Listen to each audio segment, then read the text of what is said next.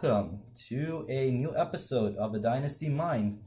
Hope you like the intro music. I'm trying to look for such epic music that we'll have. This is brought to you by Audio Machine entitled Fearless, and I will put the link down at the bottom so you can get a sense of so you can listen to these awesome music as well.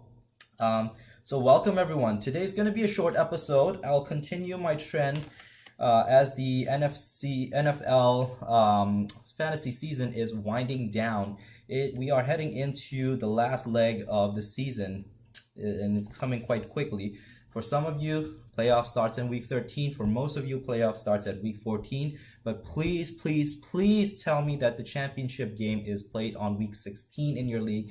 If it goes to week 17, it's a travesty. It's among the consensus of all fantasy footballers that week 17 is an atrocity for a fantasy championship, just because some teams will treat it as a bye week, some teams will treat it as a preseason game, and it introduces a lot more variance, or if you prefer the word, a lot more luck, bad luck, good luck involved in those weeks. So before we begin today, as you can tell, I am excited to share about this episode. We're going down the trend of just digging into rookies, what the upcoming prospects we have in mind. Hopefully everyone that I've covered will be just entering the league, because so far I have covered two underclassmen, and running backs typically do declare for after their junior year. So I hope I get to cover the people that will be there around May of 2018. We're talking Derrius Guice. Before we get there, let's quickly review what happened this past week. Week 9 was a typical week. As you can see, everything has started to settle down. There were a few kind of things that happened, and I don't know if it's attributed to daylight savings or whatnot, but a lot of fights that broke out, a lot of ejections. We know the ejection of AJ Green and Jalen Ramsey fight. Carlos Hyde was involved in an altercation that got him ejected, but by then it didn't really matter too much for his fantasy production. Mike Evans, who was involved in a fight, did not get ejected, but earned himself a 1-game suspension. And Tampa Bay is just going to the crapper right now with them shutting down Jameis Winston, having Mike Evans suspended. The team has just looking to give up. And one of the things that unfortunately that will affect some of your teams is Doug Martin's role. It's becoming quite more and more questionable as to whether the Tampa Bay team still believes in him. We don't even know if this coaching staff is going to survive the offseason, but we shall see. There's been talks of Peyton Barber, which is crazy to me because I actually think Tampa Bay ran better with Jacquizz Rodgers. But Peyton Barber might be someone you want to keep an eye on, because he might be involved in this upcoming game more so than Doug Martin. But hopefully Doug Martin bounces back enough for you to make your playoff push. So those are some of the craziness that went on in week 9. We have some lot more craziness to look forward to in week 10 and beyond. So a couple of things that you might want to keep in mind if you are in a keeper league or if you're in a dynasty league, a shallower format. You can pick up guys that have long been forgotten, guys like John Ross, Mike Williams. I know Josh Gordon has been picked up before I could get to him, which is it's driving me crazy. But also remember, Corey Coleman was also in the waiver wire, so I could probably potentially pick him up for a keeper. That are some of the things that you might want to think about. As far as the dynasty realm goes, this is a good time to just fish for trades with the playoff teams, or fish for trades with the teams that have given up, because both are looking for specific pieces. It's pretty clear what they want, so you have things that you can offer them. If they need winning pieces, if they need future pieces, you have things to offer. I'm sure your team needs some facelift. Whether you're the contender, you're the rebuilder, you're the retooler, this is the prime time to start making some trades Um, have a long-term look in mind when you make these trades. Don't just think about what will happen to them these next few weeks, but also think about what can potentially impact their roles. I know that's a lot to kind of consider because sometimes we think a player is safe through the offseason, but then you see suddenly the team decide to bring in a veteran for free agency, which happens around in March, I believe, or teams that are quickly in the buzz to talk about which rookies to draft, and that will affect some of the players you think that are safe. But conversely, there are some players who you think will be replaced, but end up not being replaced at all. We see examples of that in Carlos Hyde. We see examples of that in Del Martin last year. But maybe this is the year that they lose their jobs completely. Guys that we have to think about will probably be looking towards a new team whose contracts are up. So all these things you have to consider. Start looking at them now, not when the season's over, because by then your league mates will have caught up. Articles will have been released from your favorite analyst. So I'm just giving you things that you need to be thinking about to help you sharpen your process. I'll have a couple of great guests to be brought on this off season to talk about some of the dynasty things that you can look forward to, help you think about how to construct your team. With all that said, let's dive into my number two prospects, who is also a running back. This year's running back class will be top heavy. We'll have some great tier two, maybe even some great tier three. It's a very loaded running back class, but only a couple of them who I'm considering a top end, top tier, and you don't want to miss them. Don't want to miss out on these prospects. I'm happy to talk about Derrius Guice. Derrius Guice last offseason was fantastic. Even though he was splitting time with Leonard Fournette, Fournette decided to just take it easy a little bit. He was also marred by injury, so that gave Derrius a lot of opportunity as a sophomore to showcase his skill. Even as a freshman, he has some spots where he wowed, and last year he had a few games for himself to carry the team, and carry the team he did, even though LSU was in a bit of a turmoil between the transition from Les Miles to Ed Orgeron, which brings in a new system. But regardless of the system, Derrius Guice continues to thrive. This year, coming into this year, Derrius was talked as the 1A, 1B to Saquon Barkley, and rightfully so by the looks of their careers at that point. If you put them side by side, it becomes really just a preference for the owner. Do you like a guy who is shifty, who wows you by making big plays, by making highlight reel plays, or do you like a guy with a more power in his step, someone who's been tested at the highest level of a college football, mainly playing in the SEC now? Are they still the highest? That is up for debate. But at the same time, it doesn't matter for Derrius because he would run well against tougher opponents like Mississippi, Ole Miss, UF. All those schools have produced a first-round defensive talent before, but it didn't matter for Derrius because he is still gashing these teams. Now, throughout this year, there may have been a little bit more separation between Barkley and Guice to start off the season. Barkley was on a tear, running with an undefeated team up until these last 2 weeks.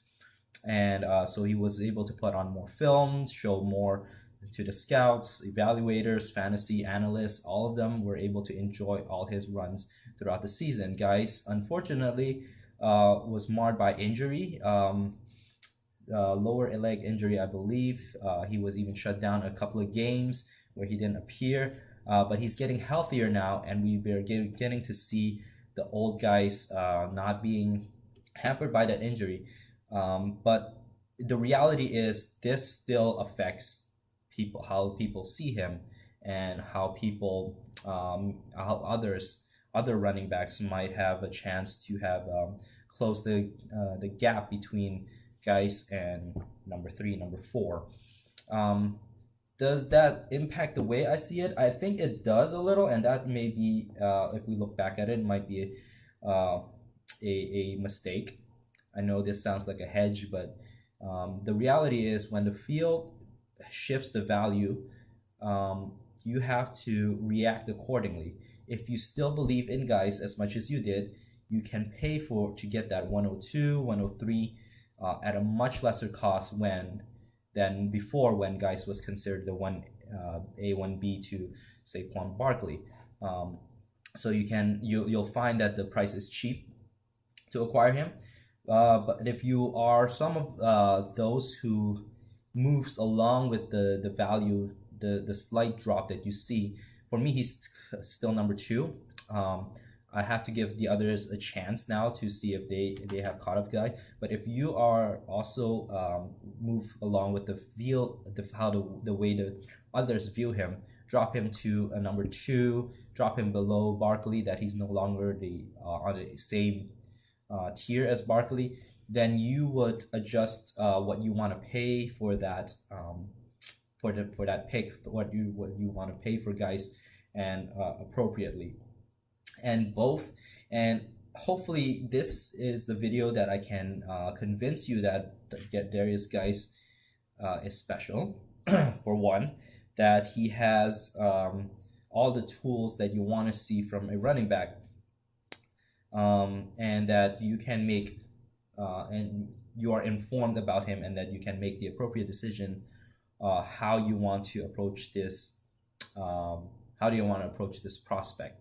Meaning, if you own the 102, maybe you like a veteran better, and you can still make a formulated decision of whether the veteran has a better value long-term, or Guice would have a better long-term value.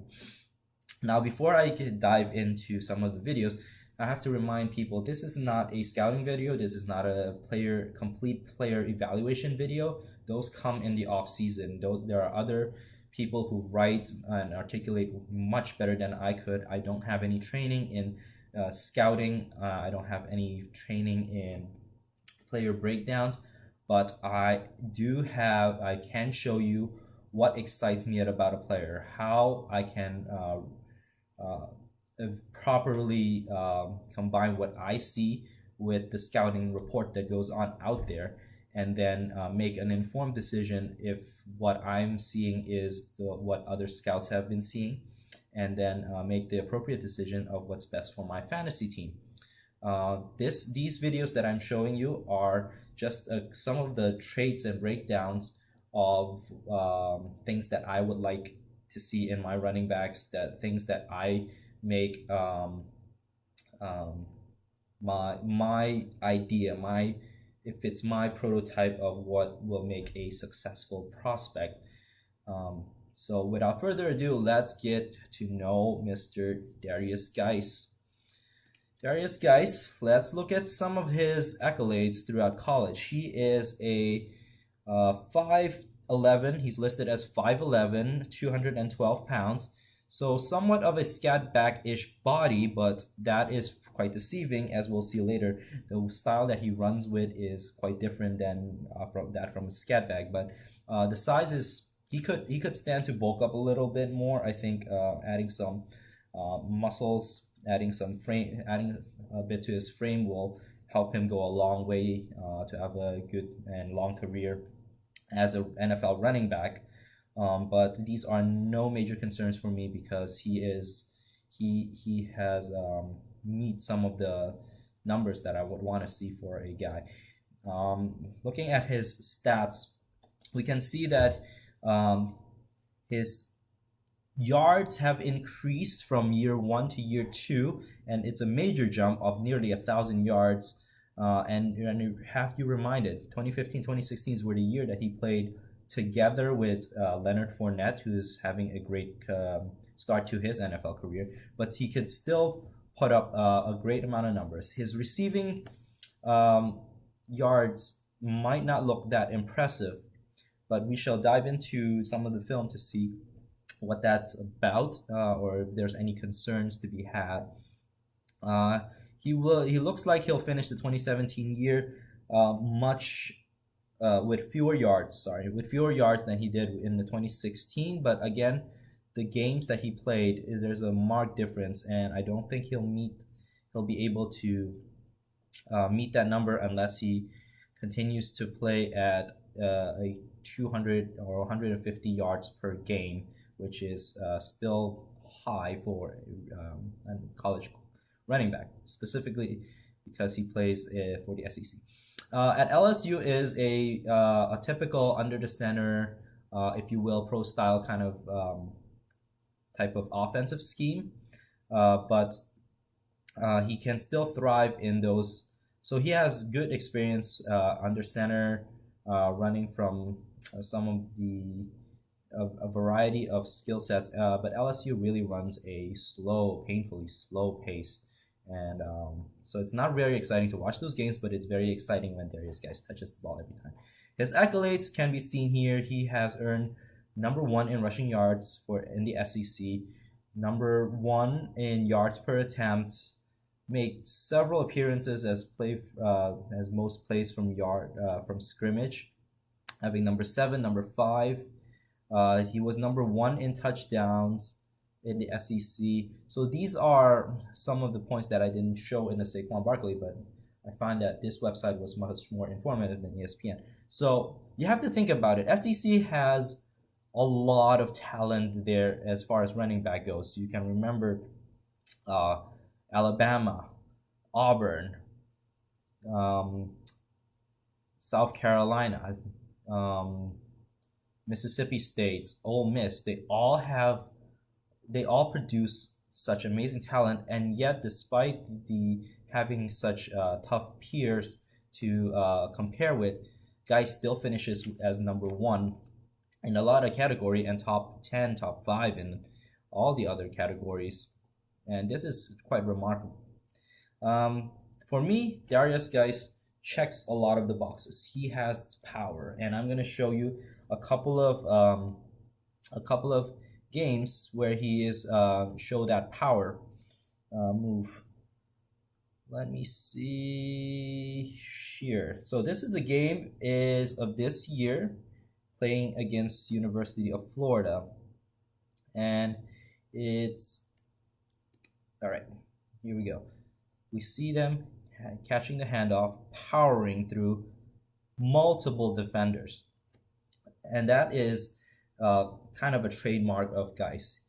These are Florida always has a tough defense, but Guice just didn't seem like he cared. He pushes them through. He powers through linebackers. He powers through linemen, and it's just show a great power in his runs. Here we see it again in the Louisville game of last year.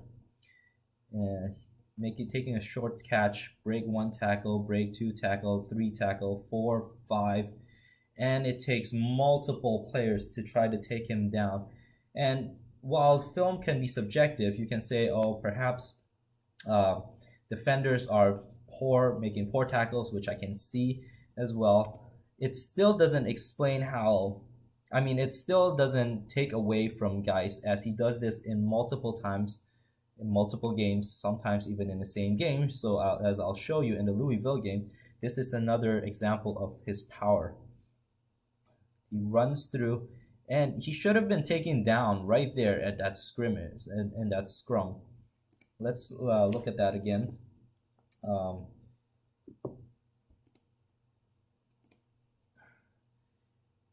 Here's a run.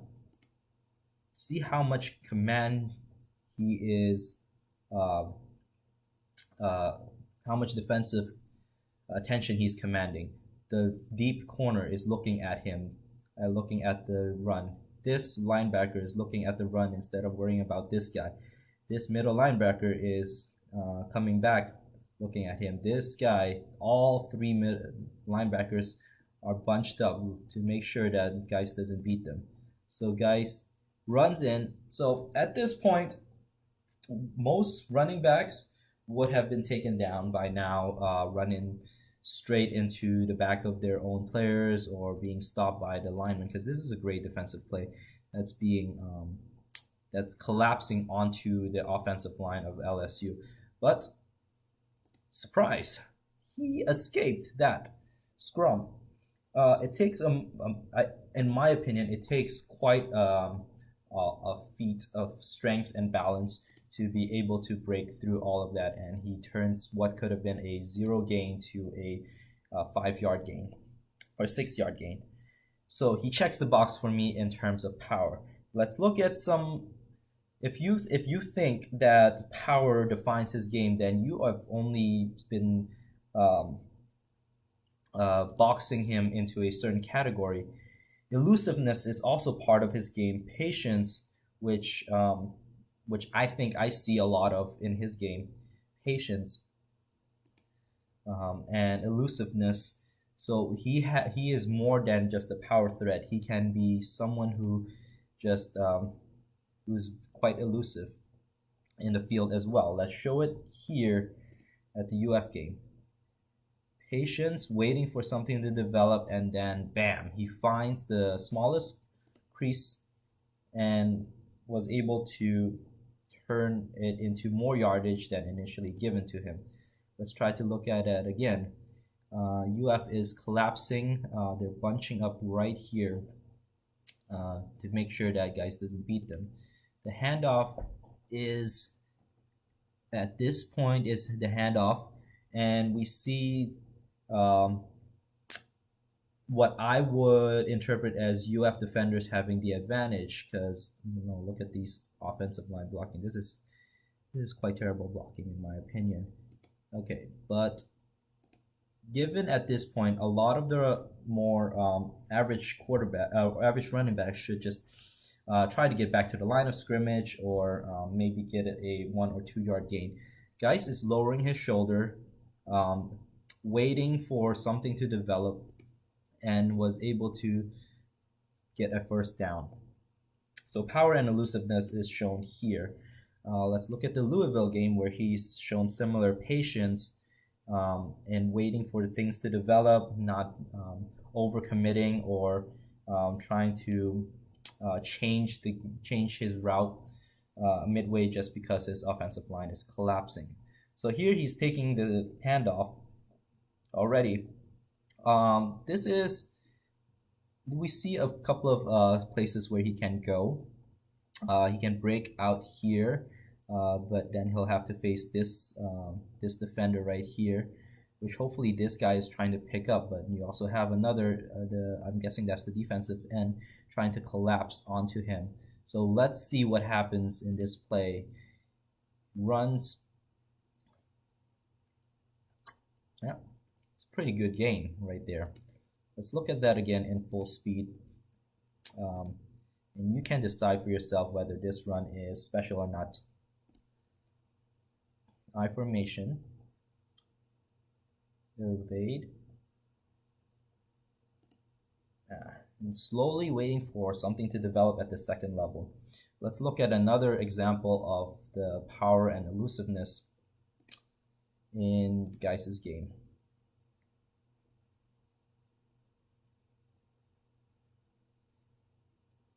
Yeah, so you can see he's not just a power runner, but someone who is waiting, can run outside, can make defenders miss, and is already a force to take down.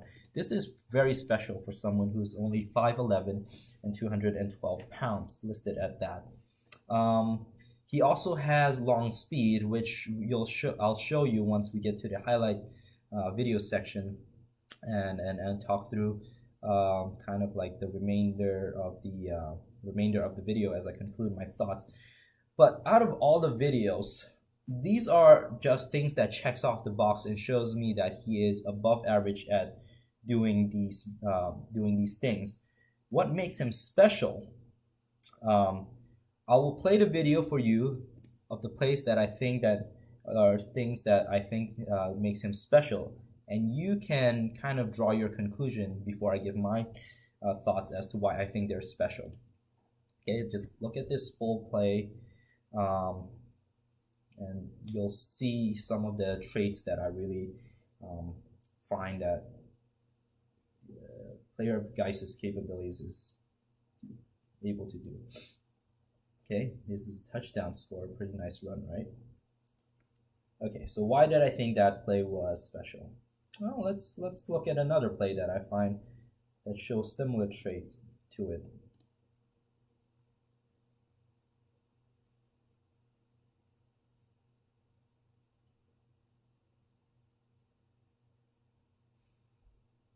Yeah,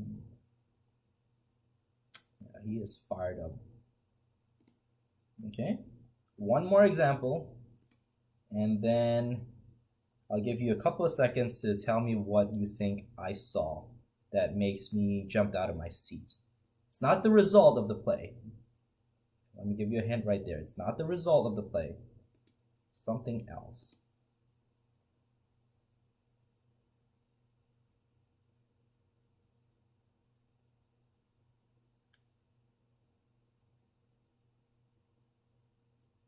Got it yet? I'll do one more replay of that one.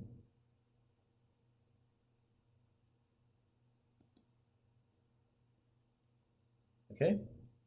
3, 2, 1. You have your answer? What makes Derrius Guice special in all these examples of these runs is that he has very, very little wasted movements. He cuts to where normally other running backs are trying to avoid. He runs to the side where defenders think they already have that spot covered. And he does so in such a quick, fluid motion that I interpret as a very strong connection between his reaction, what he sees, how he reacts, and what he thinks would be more optimal than what traditional running backs would do. Let's try to look at this play again. So right here, this is a very good blocking by the LSU team, and it's giving him a wide open space. This defender's not even looking at him, so he could have just ran straight down and get the touchdown that way. That's what I think most running backs would do, and it's a very acceptable answer, a very acceptable choice to do. What he does is something entirely different.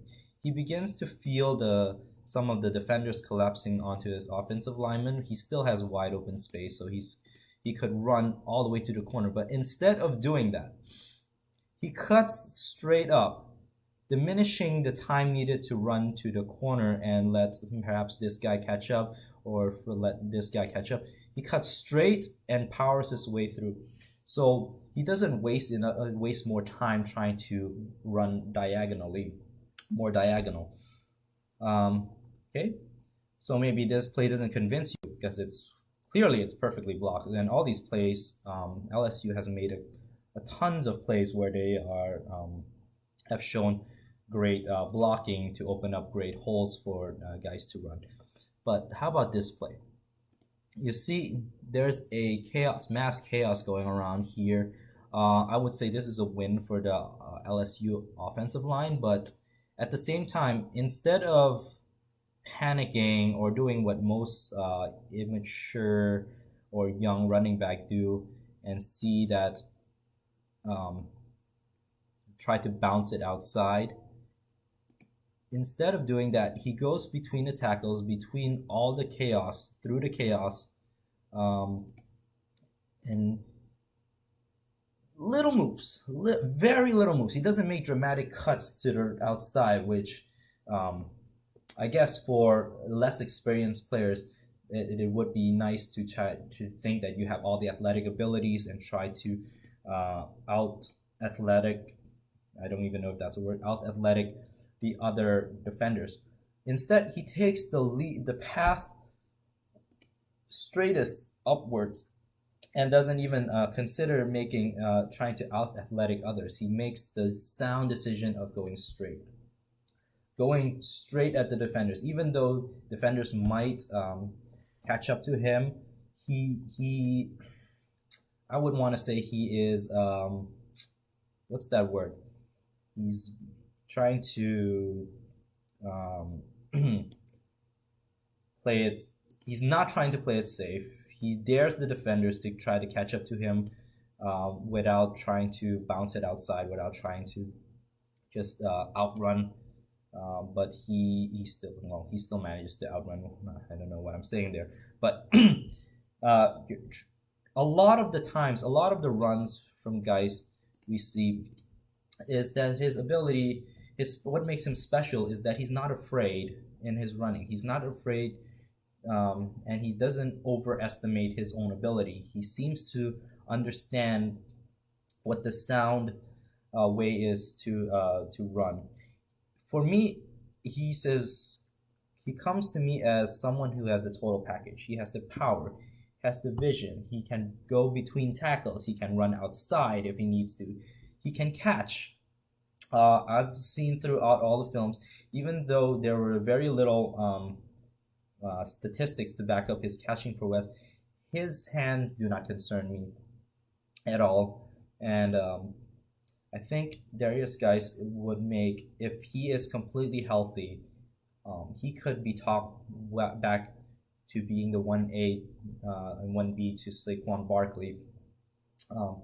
He's a very special and gifted young man that continues to uphold the tradition of LSU pumping out great talents at running back.